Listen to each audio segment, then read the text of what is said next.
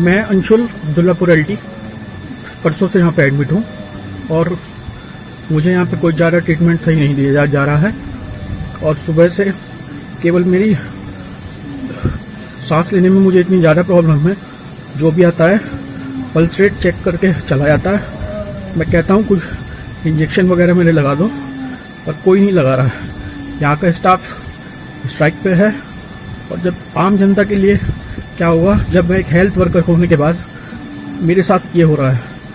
आप प्लीज़ सोचिए।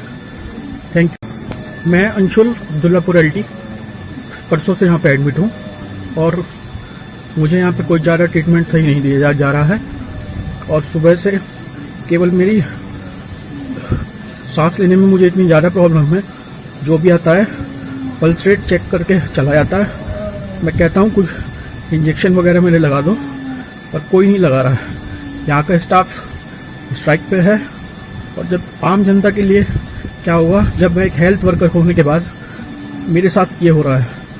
आप प्लीज़ सोचिए। Thank you.